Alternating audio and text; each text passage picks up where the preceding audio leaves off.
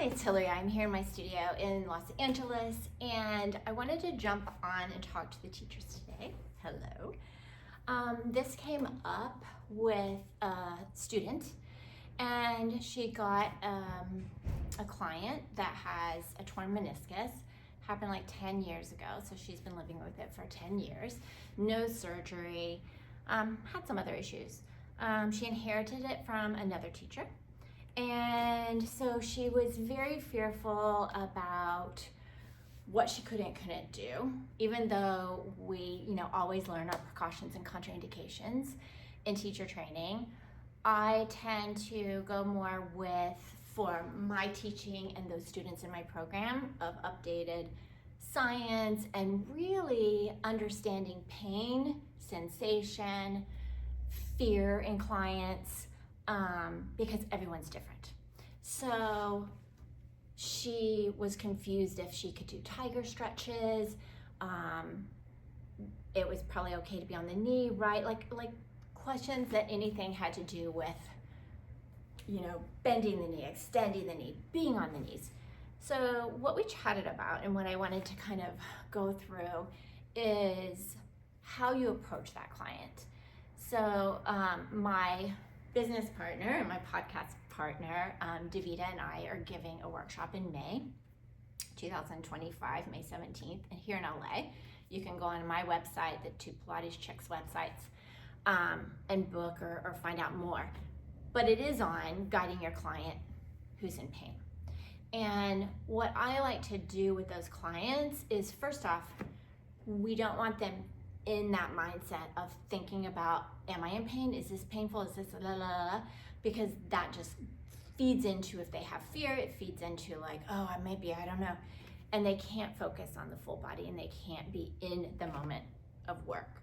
So if you understand the why, the how, and the purpose of each exercise that Joseph Pilates created, which is what I teach in my teacher training, so they do, then you can decide, is this something I need to see as a teacher? Is this something that's going to benefit that client? Because this is the purpose of it, this is the why and the how. So when it came to tiger stretches, when you think about the round or the arched, because you most likely wouldn't do knees off because that would probably not feel good to them. Do they really have to sit all the way back? Do they have to be in that position of being way back here? Maybe that's too much flexion. But what's wrong with it being a little up, as long as the why, the how, and the purpose, which is maintaining that rounded shape while their backside pushes the carriage away and then they pull it back in. So it's all about that pulling it back in, right? And maintaining that round. Same with the arched. Can they maintain that shape and do this? Doesn't matter how high or low. And it's the same with the knee stretch. They don't have to be this close, right? They can be wherever they need to be, as long as the purpose, the why, the how of that exercise is still there, which is maintaining that rounded shape and extending the legs to stretch out that knee. So we kind of chatted on that, and how you broach with questions, like saying something, if they grimace or they're you're like, what's challenging for you in this moment? Not, does that hurt? Are you feeling your knee? Because that just sends the central nervous system into this chaos and this protected mode. And if they're already in pain or dealt with pain, that can be really overloaded and on high alert already, and you're having to calm that down.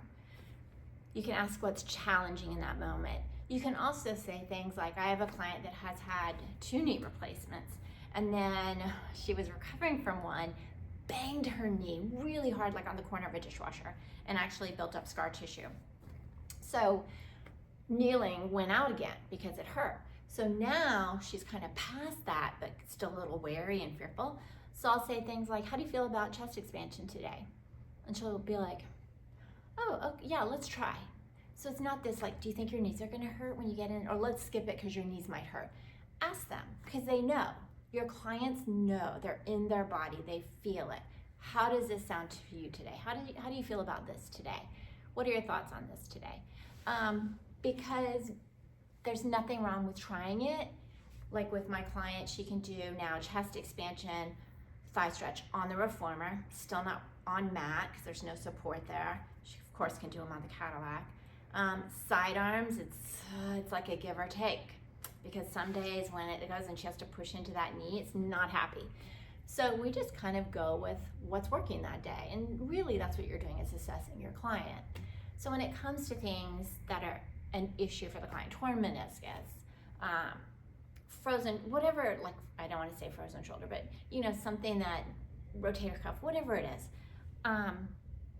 you're assessing the client and you are trying to give that full body, but just taking something away, let's go with rotator cuff.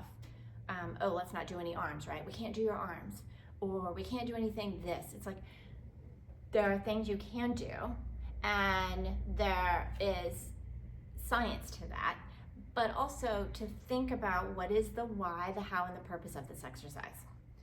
And that's what you're looking at, because really a lot of the arm work is not about the arm, right? It's about the stability of the body, the whatever you're doing that's not moving. So think about that, because it doesn't matter if this arm makes this big, huge circle. Does it matter if this arm goes all the way to wherever? No, if that's not the purpose and the why and the how of that exercise.